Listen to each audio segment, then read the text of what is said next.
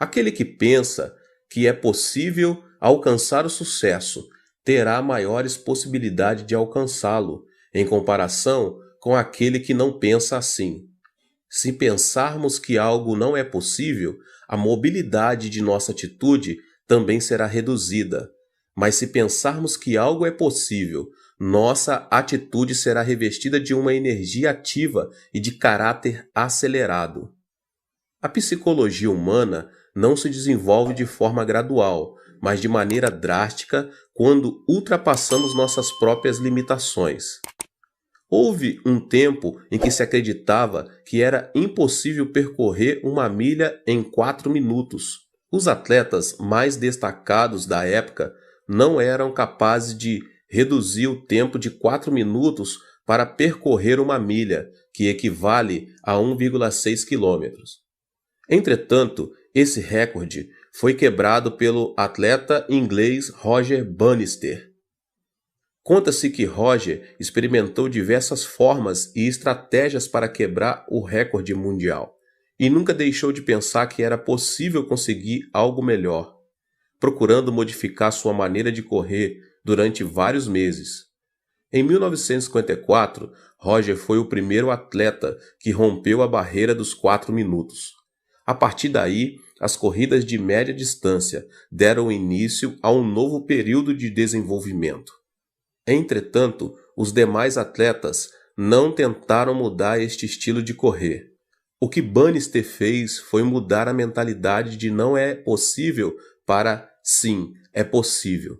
Essa mentalidade é que produz uma mentalidade de atitude. Acreditar que é possível conseguir algo abre uma nova possibilidade para uma atitude diferente. A mentalidade influencia o nosso corpo.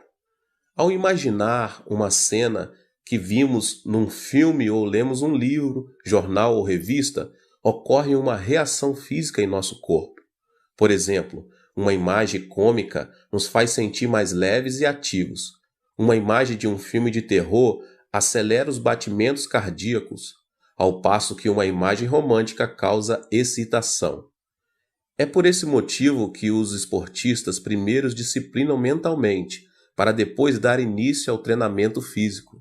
Existe uma forte inter-relação entre a mentalidade e a reação física. Os treinadores e preparadores físicos fazem todo tipo de esforço para motivar sua equipe. Os praticantes de tiro ao alvo se disciplinam mentalmente com a finalidade de obter calma e autoconfiança. Os atletas e nadadores são disciplinados a prever sua capacidade competitiva. Segundo estudos realizados, esse tipo de disciplina produz contração muscular no momento da competição. A atitude mental influencia também a saúde física. Uma pessoa que padece de câncer viverá de acordo com o seu pensamento sobre isso. Ou seja, aqueles pacientes que pensam constantemente em sua morte não vivem por muito tempo, o que é totalmente diferente daqueles que pensam positivamente e não perdem a esperança. A mentalidade produz resultados positivos quanto negativos. Ela é algo invisível aos nossos olhos. Entretanto, é um elemento importante da quarta dimensão que determina a terceira dimensão. Mude sua mentalidade e verá como sua vida será transformada como resultado dessa mudança. Há 4 passos para a mudança da mentalidade. O passo número 1: pense como Deus pensa. O otimismo incondicional é uma mentalidade humana. Incorpore a maneira de Deus pensar a sua por meio da meditação na palavra. Examine, esquadrinhe, arrependa-se e mude sua mentalidade por meio da oração. A mentalidade influencia a emoção, a atitude e também nosso corpo físico. O pensamento positivo é um elemento que pertence à quarta dimensão humana, mas também não é uma chave mestra que soluciona todos os nossos problemas. Uma mentalidade forte se baseia na palavra, no espírito e em nossas orações. A palavra e a oração inspirada pelo Espírito Santo são elementos poderosos que transformam as circunstâncias da terceira dimensão, pois o Espírito as vê a partir de uma perspectiva negativa, positiva e neutra, com a finalidade de chegar a uma nova alternativa e conclusão. Devemos procurar ter uma mentalidade subordinada a Deus e não uma mentalidade humana. Aplique a palavra de Deus à sua mentalidade. A palavra tem um poder gigantesco. Todas as coisas, além de todos os milagres e prodígios, foram produzidos pela palavra de Deus. Jesus fez uso da palavra para vencer a tentação do diabo no deserto. Uma transformação extraordinária acontecerá em sua vida, se tão somente conseguirmos aplicar a palavra poderosa de Deus à nossa mentalidade. Uma mudança extraordinária acontecerá em nossa vida, se tão somente conseguirmos aplicar a palavra poderosa de Deus à nossa mentalidade. Devemos nos aproximar da palavra, mas não nos contentarmos somente em lê-la. Precisamos usar a palavra como arma poderosa quando mais necessitarmos dela. Contudo, para isso temos de memorizá-la. A palavra é uma arma mais poderosa de guerra espiritual contra as potestades demoníacas. É importante estabelecer um plano, memorizar uma vez e depois novamente. Não se esqueça de seguir esse processo de aprendizagem, pois dessa maneira terá em suas mãos a espada do Espírito Santo. O passo seguinte é a meditação. Como é feliz aquele que não segue o conselho dos ímpios, não imita a conduta dos pecadores, nem se assenta na roda dos zombadores. Ao contrário, sua satisfação está na lei do Senhor, e nessa lei medita dia e noite. Salmos 1, 1 e 2. A meditação nos ajuda a entender e aplicar a palavra em nossa vida diária. Esforce-se em meditar na palavra de Deus em todo tempo e lugar. Medite na palavra de Deus no momento em que estiver ouvindo, lendo, estudando e memorizando, e você verá que tanto sua mentalidade como sua fé aumentarão a cada dia. Foi comovente ler o livro que um dos professores da escola bíblica de minha igreja escreveu. Jeon Mun-sik, ele era um presidente da Erac Electronics. Começou a trabalhar fundamentando os dois princípios: assistir aos cultos todos os domingos e servir como professor da escola bíblica. Em consequência disso, abandonou seu trabalho, que requeria jornada integral, incluindo domingo, e abriu sua própria empresa. O diácono Jeong é um homem que perdeu o pai aos 10 anos de idade, concluiu o ensino médio numa escola noturna e, com o dinheiro do fundo de garantia de 3 anos de trabalho, começou seu próprio negócio em uma garagem, um sótão com somente $500. Todavia, a pressão era tanta que frequentemente sentia vontade de tirar a própria vida. Mesmo em momentos de muita depressão, ouvia uma voz que dizia: que ninguém engane você com mentira e vaidade. Não se atenha às circunstâncias, mas apegue-se a Deus em fé absoluta. Tal palavra fez esse homem superar as circunstâncias, a depressão, a ansiedade e a aflição. O segredo da vitória se encontra no alimento espiritual. Ele conseguiu novas forças ao ouvir a palavra de Deus e meditar nela. Não deixou de assistir aos cultos na igreja nos domingos e fez o máximo de esforço possível para servir na escola bíblica, dizimar e ofertar para as missões. Não só isso, ele também ofereceu bolsas de estudos a vários alunos da escola bíblica para continuarem os estudos. Como fruto de sua vida diligente em Deus, hoje esse homem se tornou o presidente da melhor empresa na categoria de pequenas e médias empresas em nível nacional, o que anualmente dá o lucro de $100 milhões. Qual foi a chave dessa transformação? Não foi a mentalidade do diácono Jeon, mas uma mentalidade e uma vida conformadas com a palavra de Deus. Esta declaração revela uma grande verdade. A fonte da bênção está em manter uma mentalidade e uma vida em obediência à palavra de Deus. A fonte da bênção está em manter uma mentalidade e uma vida em obediência à palavra de Deus. A mentalidade que se assemelha à palavra de Deus. A mentalidade do homem é como uma bola de rugby, ou seja, não se sabe a direção que irá tomar. Esse detalhe se deve ao fato de o pensamento ser o centro em que o intelecto, a emoção e a vontade se misturam. A função da Bíblia, a palavra de Deus, é disciplinar e guiar o pensamento do homem à verdade. O fruto vem quando alguém vive cheio da palavra de Deus e em obediência a ela. Isso resulta na força que transforma a terceira dimensão circunstancial. Podemos mudar nossa mentalidade com a Bíblia, a palavra de Deus. A Bíblia é a palavra poderosa do Deus que vive. Em Hebreus capítulo 4, no verso 12, diz: "Pois a palavra de Deus é viva e eficaz, e mais afiada que qualquer espada de 2 gumes. Ela penetra até o ponto de dividir alma e espírito, juntas e medulas, e julga os pensamentos e intenções do coração." Somos capazes de vencer todos os obstáculos por meio de Deus, que nos fortalece, e de ter uma fé positiva, de acordo com Filipenses 4,13. "Tudo posso naquele que me fortalece." É por meio da palavra que nosso pensamento de abandonar tudo é transformado. Deus pagou o preço de nossos pecados com o sangue do seu Filho amado Jesus Cristo, por amor a nós. Devemos nos lembrar que tudo é possível em Cristo, que venceu o mundo da terceira dimensão circunstancial. Podemos ter paz quando cremos que Deus estará conosco, ainda que andemos pelo vale da sombra da morte, e enquanto estivermos sobre a sombra de suas asas. Ainda que nossos olhos não vejam, ainda que nossos ouvidos nada ouçam, que nossas mãos não toquem, se tão somente cremos que Deus está conosco em meio à escuridão, nossa mentalidade será transformada e alcançaremos novas forças para vencer toda depressão e desesperança.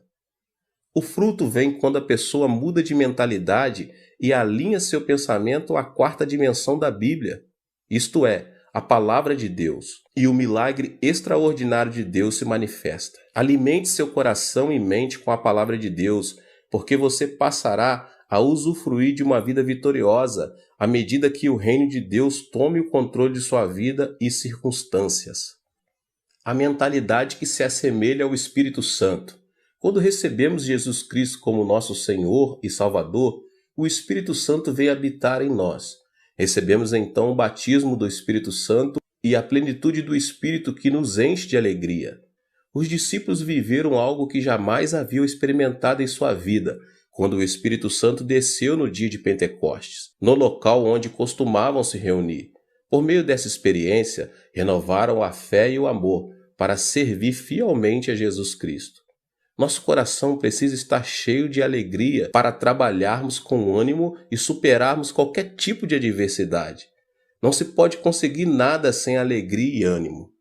O Espírito Santo, porém, enche-nos de júbilo, o qual produz coragem e alegria. A alegria e a coragem derramadas pelo Espírito nos motivam a pregar o Evangelho, apesar das circunstâncias adversas. Pedro, por 3 vezes havia negado o Mestre. Converteu-se em um líder logo depois de ter recebido o Espírito Santo e ganhou 3.000 almas num só dia. No dia seguinte, ajudou um aleijado de nascença que estava mendigando na porta do templo a andar e levou 5.000 pessoas a arrepender-se de seus pecados. A coragem do Espírito Santo faz que tenhamos temor ao proclamar o Evangelho, para a vida ou morte, para êxito ou fracasso, para crescimento ou declínio, não por nossa força, mas por obra do Espírito Santo. Os discípulos de Jesus eram pescadores e publicanos que o povo depreciava. Mas logo depois de serem cheios do Espírito Santo, uma alegria renovadora começou a fluir do coração deles. A mentalidade de fracasso passou a ser uma mentalidade de ousadia, coragem e fidelidade, e isso os impeliu a pregar o Evangelho em Jerusalém, Judéia, Samaria, Roma e até os confins da terra. A plenitude do Espírito Santo faz que nossa mentalidade se assemelhe ao Espírito Santo e que nossa fé seja positiva, criativa, estimulante a pregar. Estou há 47 anos no ministério e nunca pensei que seria capaz de alcançar um ministério bem-sucedido. Sempre pensei que a igreja iria crescer, que multidões viriam e os milagres se manifestariam. Cada vez que um pensamento negativo e frustrante atravessava na minha mente, eu os repreendia, confessava que Deus trabalha todas as coisas para o bem e mudava a minha forma de pensar. Esse pensamento da quarta dimensão foi transmitido em forma de mensagem à terceira dimensão, o que produziu uma mudança de mentalidade e autoconfiança para continuar minha trajetória no ministério. Esse é o segredo pelo qual obtive em meu ministério tudo o que Deus projetava em meu coração. Tudo o que pensei em fé se manifestou em minha terceira dimensão.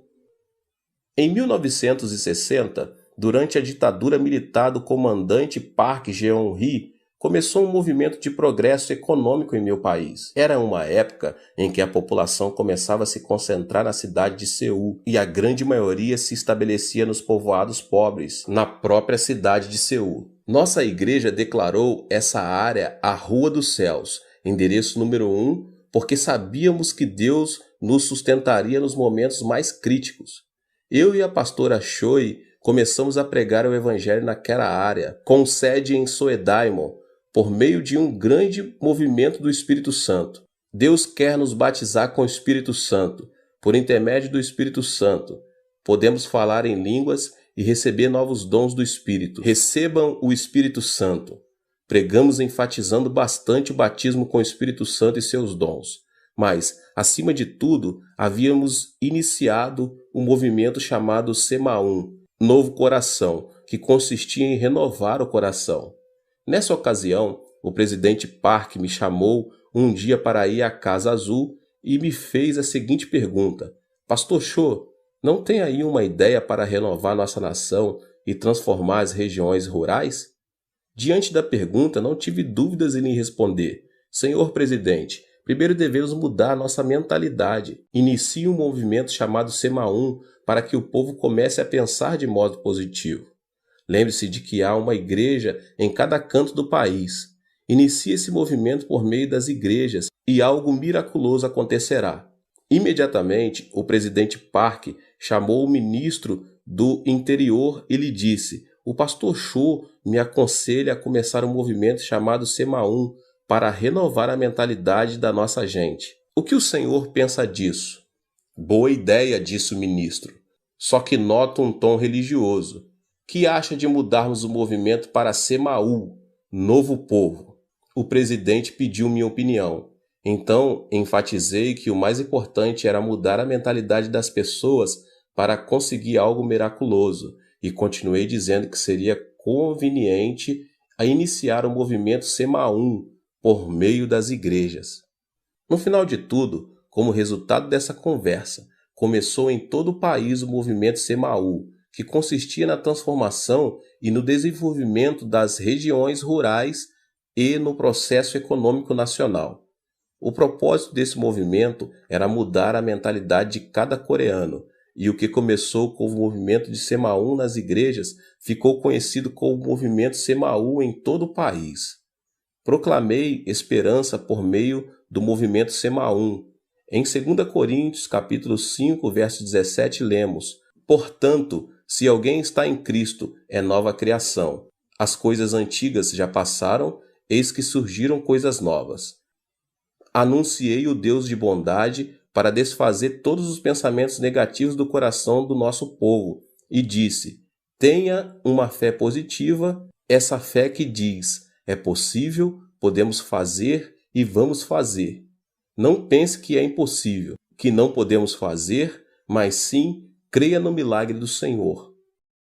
Era uma época muito difícil e viver com lógica se apresentava como algo impossível. Foi nesses momentos críticos que me levantei para pregar: creia no milagre. O Deus que dividiu o Mar Vermelho e destruiu os muros de Jericó está conosco neste momento. A pobreza desaparecerá e a bênção virá. Esperem o milagre pela fé. Eu os exortava dizendo que deviam confessar a palavra de Deus, conceber sonhos e ter fé no Senhor. Estes eram os versículos com os que mais eu exortava as pessoas a confessarem com a boca.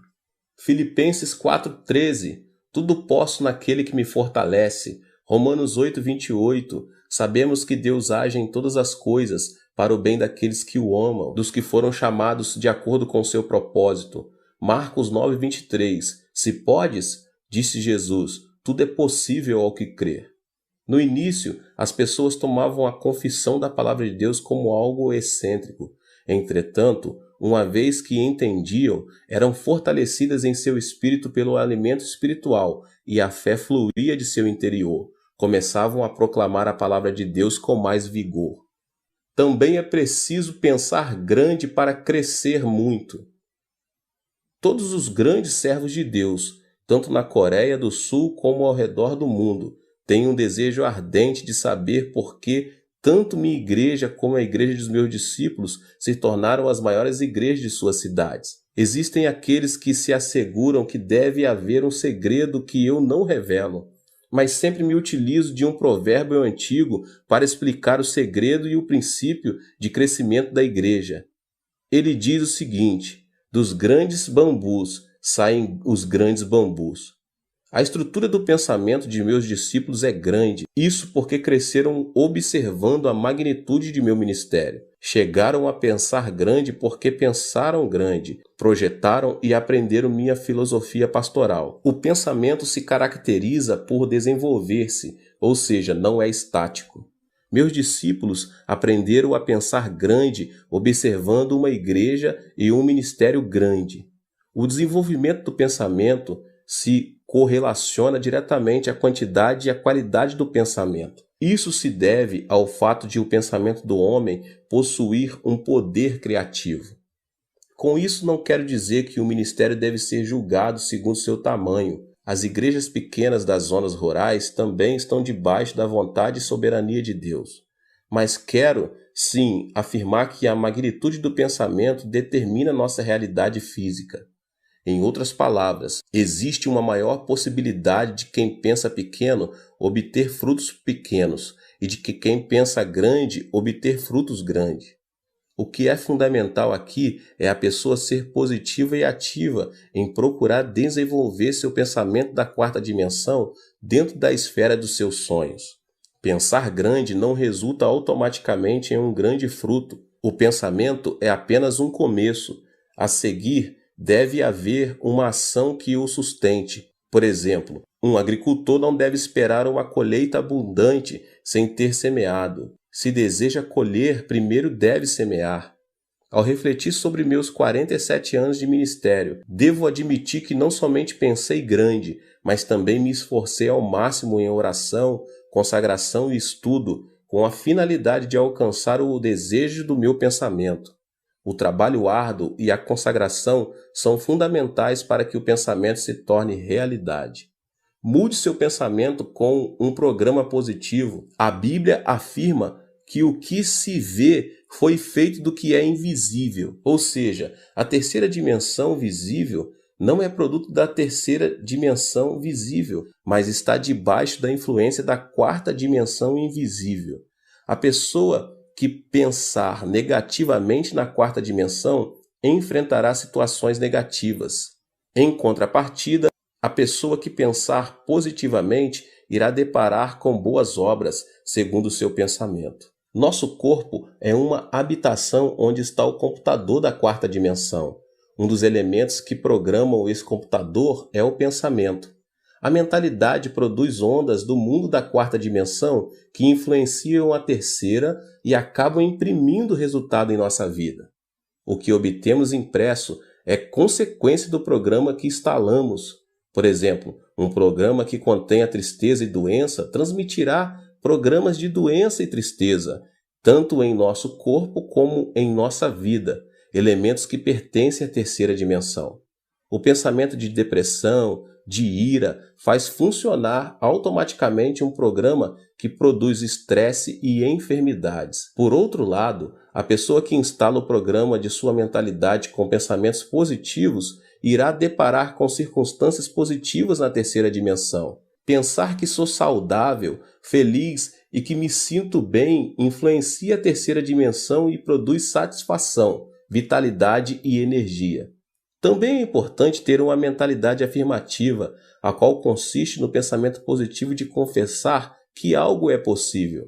Não devemos permitir que nossos lábios confessem: não é possível, não posso, não sirvo, sou um fracasso. Uma pessoa ativa sempre diz: é possível, tudo é possível ao que crer. A pessoa que tem uma mentalidade ativa se caracteriza por sua convicção. Não pense que fracassará, mas pense que é possível, que você pode e vai fazer. Estabeleça metas e comece a trabalhar. Não deixe de pensar no sucesso e leve em consideração que, ainda que o justo caia 7 vezes, tornará a erguer-se. Provérbios 20. Por causa da queda de Adão, o pensamento do homem está repleto de elementos negativos. Se não quebrarmos a ira, a desesperança e a frustração, elas continuarão crescendo incontrolavelmente. O pensamento do ser humano é composto por elementos negativos por causa da sua própria natureza decaída. Por isso, um pensamento negativo atrai outro pensamento negativo em uma reação em cadeia. A constituição do pensamento humano contém elementos negativos e destrutivos, os quais são o ódio, a ira, o terror, a ansiedade, a tristeza, a frustração, o pecado e as marés do mundanismo. Para ter uma vida vitoriosa, devemos, em primeiro lugar, mudar a constituição da nossa mentalidade. Ela depende da influência externa. A constituição de uma mentalidade é de caráter obediente quanto à sua relação com fatores externos de influência. Devemos fazer que nossa mentalidade seja influenciada por circunstâncias positivas, criativas e produtivas. Também devemos quebrar todos os elementos que destroem nosso pensamento da quarta dimensão, tais como a ira, o medo, as circunstâncias negativas e outras coisas mais. Eu quero ministrar sobre esses 3 elementos hoje. O primeiro elemento que destrói o pensamento é a ira. Então, em primeiro lugar, quebre a ira. A ira do coração produz um programa negativo. Uma ira produz outra ira, e assim sucessivamente. Provérbios, capítulo 15, verso 18 diz: O homem irritável provoca dissensão, mas quem é paciente acalma a discussão. A ira não leva em conta a justiça de Deus. A ira produz uma emoção destrutiva e extremista, o que nos impede de tomar decisões acertadas. A derrota de Hitler na Segunda Guerra Mundial se deve à ira. O ditador alemão se sobressaía por sua destacada inteligência, capacidade de observação, julgamento e a liderança em comum. Mas, por causa do seu caráter irascível, seus subordinados não se animavam a lhe dar informações que o irritassem. Quando estava em plena batalha contra os ingleses e os franceses, tirou a arma principal da zona norte de combate e a colocou na antiga União Soviética, o que se revelou uma decisão infeliz e lhe custou a derrota. Quando o exército aliado iniciou a invasão na Normândia, seu ajudante de campo, sabendo que simplesmente alterando a direção das forças armadas que se dirigiam para a União Soviética poderia evitar a catástrofe, ele teve medo de despertar Hitler, que dormia. Enquanto isso, o exército aliado desembarcou na Normândia e conquistou o território rival, o que causou a derrota da Alemanha. Resumidamente, a ira de Hitler levou o Império Alemão à destruição. O segundo elemento que destrói o pensamento é a desesperança. É preciso vencer o medo. Devemos vencer o temor que gera a ansiedade, o medo, a tristeza e a frustração do coração, visto que essas emoções reduzem a esperança e a vitalidade e nos fazem cair num poço de depressão. Em 1 João 4,18 diz: No amor não há medo. Ao contrário, o perfeito amor expulsa o medo, porque o medo supõe castigo. Aquele que tem medo não está aperfeiçoado no amor. O medo supõe castigo. Isso quer dizer que, se tememos o câncer, teremos o câncer como castigo. Se tememos a pobreza, seremos castigados com pobreza. Se tememos a guerra, receberemos guerra como punição. O medo da tristeza tira a esperança do coração. A tristeza é como uma chuva que molha e inunda o coração. De modo que, se uma pessoa guarda a tristeza em seu coração, sua vida se tornará negativa e a pessoa ficará exposta à desesperança. A tristeza é inevitável nesta vida. Muita gente sorri externamente, mas uma chuva de tristeza inunda seu interior. A tristeza é um elemento que faz a constituição de nossa mentalidade ser negativa. O medo da frustração também tira o desejo de viver. O único caminho para superar a ansiedade e a frustração em meio à aflição é ter esperança em Deus, somente em Deus. O terceiro elemento que destrói o pensamento é a frustração. É preciso superar as circunstâncias negativas. Todos nós nascemos em um mundo negativo. Vivemos em um mundo onde a maldição sobeja e alcança nosso ser, uma vez que pecamos contra Deus e fomos destituídos do jardim do Éden. Crescemos em um ambiente em que se proclama que é impossível, que não podemos e que viver significa sofrer. Os telejornais informam notícias negativas, dentre as quais a corrupção política, a evasão fiscal, os escândalos financeiros por parte das empresas e outras coisas mais. As telenovelas tratam sobre o romance imoral e a devastação da família. Estamos tão contaminados que chegamos a nos sentir entediados se vemos programas que edificam. Dessa forma, nascemos em um ambiente negativo, vivemos em um ambiente negativo e o diabo não para de nos influenciar com pensamentos negativos. O problema é que uma mentalidade negativa não serve como fundamento para uma vida bem-sucedida. A mentalidade é um vaso que Deus usa. Não podemos esperar que Deus trabalhe se pensamos negativamente. Cada vez que prego, como agora, procuro transformar a quarta dimensão de cada membro, principalmente por meio de uma renovação da mente. Necessitamos curar a mentalidade da quarta dimensão das pessoas para que deem frutos positivos. Uma mentalidade que necessita de cura não pode ver a vida de maneira positiva e criativa. O barco da vida está destinado ao naufrágio, a menos que a pessoa se deixe se ater à sua própria impotência e à desesperança das circunstâncias. Não existe uma pessoa no mundo que não seja capaz. O problema está em a pessoa supervalorizar sua limitação, com pensamentos negativos e cair, dessa forma, em um abismo de depressão. Mas aquele que supera as circunstâncias e pensa positiva, ativa, criativa e produtivamente, comerá o fruto de seu pensamento. Existe uma marcante diferença entre a situação visível e a realidade. As muralhas da cidade são enormes, seus habitantes parecem gigantes e parecemos gafanhotos comparados a eles. Além disso, a terra parece ser um deserto. A situação visível, porém, pode ser muito distinta da realidade. Por exemplo, à primeira vista, a terra parece ser plana, mesmo quando observada de um monte alto. Por essa razão, os homens da antiguidade diziam que não era aconselhável distanciar-se demais de seu território, e quando viajavam de barco, que não deviam se afastar muito da costa. Isso porque preconcebiam que na beira do plano havia um abismo. Todavia, a realidade é totalmente distinta. Atualmente, todos sabemos que a Terra é redonda. Sendo assim, a situação visível nem sempre coincide com a realidade. A Terra parece permanecer estática, e se deve ao fato de ela não oscilar nem vibrar bruscamente ao ponto de percebermos. No entanto, a Terra está em movimento de rotação sobre seu próprio eixo e dá voltas ao redor do Sol a uma velocidade incrível, apesar de não observarmos nem sentirmos que isso está acontecendo.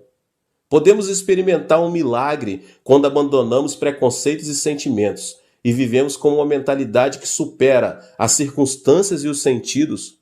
A mentalidade é um elemento da quarta dimensão, que precede as circunstâncias e os sentidos. Podemos superar as circunstâncias e ser transformados pela cruz de Jesus Cristo todos os dias.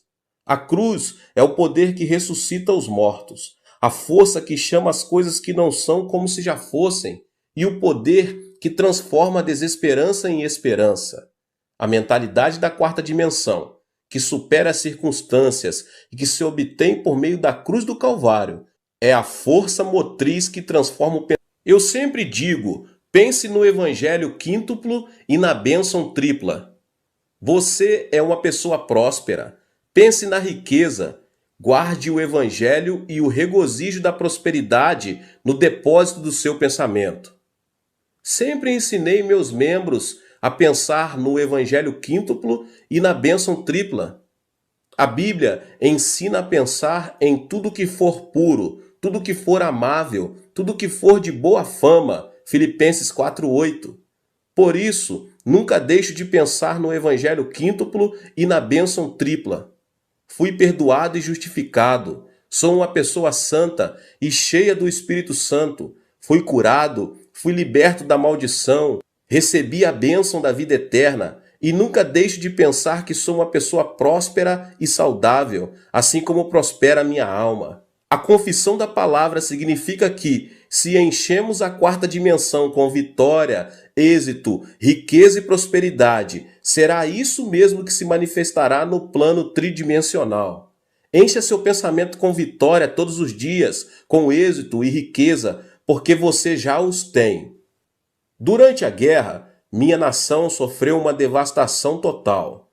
Na época, quando chegava um trem com uma carga de carvão, as pessoas quase instantânea e automaticamente faziam um grande tumulto no intuito de conseguir um pouco desse carvão. Mas isso era dificultado pelos militares. Era um dia desses, como de costume. Um grande tumulto foi gerado ao redor dos vagões de um trem. Quando consegui ver um menino de 10 anos de idade que baixava grandes quantidades de carvão, enquanto seu pai os empilhava no chão. Mas uma porção grande de carvão caíra e estava debaixo do vagão de carga. De repente, ao ouvir os passos dos militares, as pessoas começaram a descer do trem. Foi então que, no intuito de ficar com essa grande porção de carvão, o menino enfiou-se debaixo do vagão, até que se ouviu um ruído do movimento do trem. As pessoas começaram a gritar. No entanto, ninguém se arriscava a se aproximar do trem para salvar a vida do menino. Então, de repente, um homem correu em sua direção. Era seu pai. O homem conseguiu tirar o menino, mas não pôde sair a tempo, e o acidente lhe custou a vida. Morreu instantaneamente. Mesmo agora, quando penso naquele incidente, tenho uma sensação de terror. O pai do menino, sabendo que morreria em questão de segundos, logo depois de tirar o filho, fez sinal com a mão para que ele se afastasse o mais distante possível. O trem arrancou e o pai do menino morreu. Pensei, por que esse homem salvou a vida do menino, sabendo que poderia vir a morrer? Ele não poderia continuar vivendo e ter outros filhos? Por que deu a vida por seu filho? Eu era apenas um aluno da escola secundária e não conseguia entender o que os pais sentem por seus filhos. Mas hoje que sou pai de 3 filhos, posso entender o porquê. Não existe uma teoria ou lógica que explique o amor de um pai. O amor é mais forte que a morte e impulsiona a pessoa a dar a vida por seu filho. Aquele homem sacrificou a vida por amor a seu filho, mesmo tendo a possibilidade de manter-se indiferente e assim salvar-se. O mesmo acontece com Deus.